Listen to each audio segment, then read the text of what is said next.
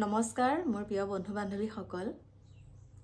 আজি হৈছে 9 ফেব্ৰুৱাৰী আৰু 9 ফেব্ৰুৱাৰী তাৰিখে আপোনালোকক এটা বিশেষ কথা ক'বলৈ আহিছোঁ। আৰু সেই কথাটো হৈছে মোৰ সৰু ল'ৰা ডিকু দেহাৰ ওপৰত। ক'লে মানে চকু পানীয়ে ওলায় আৰু কি বুলি ক'ম, ক'লে মানে চকু পানীহে ওলাই আহে মোৰ। কাৰণ ডিকু দেহা হৈছে মোৰ দেওৰৰ ল'ৰা।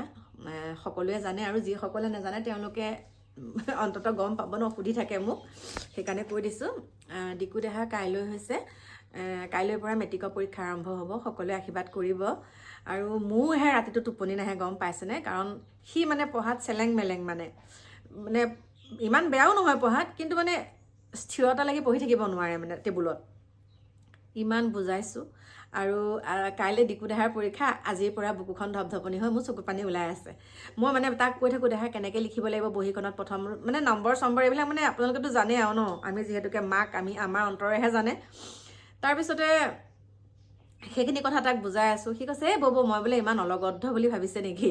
মই কৈছোঁ, নহয় দেহা, এতিয়া মই তোমাক তেনেকৈ আগতে কাকু দাদাকো কওঁ। আৰু আজিৰ দিনটোতে, এনেকুৱা দিনতেই আমাৰ কাকু দেহাও যেতিয়া মেট্ৰিকৰ পৰীক্ষা আৰম্ভ হৈছিলে, তেতিয়াতো দেউতাক চাকৰি সূত্ৰে ডিফেন্সতেই আছিলে ন, বাহিৰতে থাকে, অকলে মই।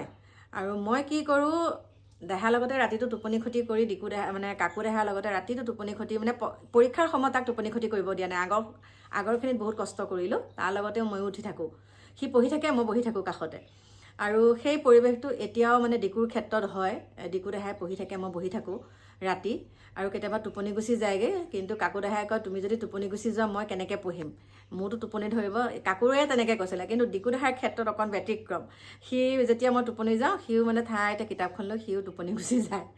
এতিয়া মই তাক বাৰে বাৰে কৈ আছোঁ, দেহা পৰীক্ষাটো ভালকৈ দি লোৱা, তাৰপিছত তুমি আৰু তেতিয়া তোমাৰ টেনশ্যন নাই, পৰীক্ষাটো দি লোৱাচোন। গতিকে এতিয়া কাইলৈ তাক লৈ যাম। কাকু দেহাই যেতিয়া পৰীক্ষা দিছিলে, মই সি পৰীক্ষা হলত সোমাই, তাৰপিছত পৰীক্ষা শেষ হোৱাৰ পিছতহে মই আৰু স্কুটিখন লৈ পেলাই তাক লৈ আহোঁ। স্কুটিটো অনা নিয়া কৰিলোঁ। স্কুটি লৈ পেলাই তাক ঘৰলৈ লৈহে আহোঁ। মানে মই এনেকুৱা এটা চাওঁ, মানে সি যেতিয়া পৰীক্ষা হলৰ পৰা ওলাব নহয়, ওলোৱা সময়ত তাৰ মুখখন চাওঁ মই।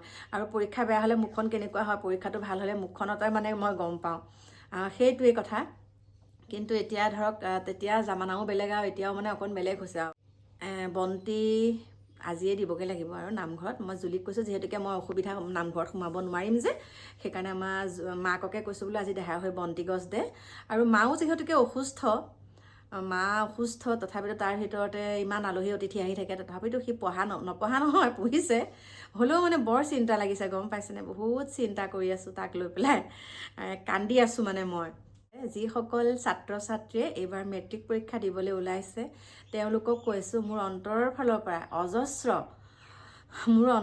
ফালৰ পৰা মানে একদম বহুত শুভেচ্ছা জনাইছোঁ। অন্তৰৰ পৰা শুভেচ্ছা জনাই তোমালোকক পৰীক্ষাটো ভালে ভালে দিয়া, সুন্দৰকৈ পৰীক্ষা দিয়া। তাৰপিছত আৰু এনেও মোবাইল চাব পাৰিবা, এনেও অকণমান ফুৰিব পাৰিবা, এনেও টিভি চাব পাৰিবা, হয়নে নহয়? কাৰণ এতিয়া টিভি ৰিচাৰ্জ বন্ধ, মানে মোবাইল চাব নিদিয়ে, মোবাইলত ৰিচাৰ্জ নভৰাই। পৰীক্ষাৰ কাৰণে মাকহঁতৰ তেনেকুৱা কিমান কষ্ট ন। এতিয়া ল'ৰা ছোৱালীয়ে পৰীক্ষা দিব, মাকহঁতৰহে কষ্ট, মাকহঁতৰহে চিন্তা, মানে সেইবিলাক। গতিকে মোৰ বুলিয়ে নহয়, প্ৰত্যেকৰে তেনেকুৱা হৈছে, হ'ব, সেইটো স্বাভাৱিক। গতিকে সকলোৱে ভালে ভালে পৰীক্ষাটো দিবা আৰু দেই। তাৰপিছত ৰিজাল্টত সকলোৰে ঘৰলৈ মিঠাই খাবলৈ যাম। এতিয়া ৰাখিছোঁ, লগ পাম আপোনালোকক নতুন এটা ভিডিঅ'ৰ সৈতে।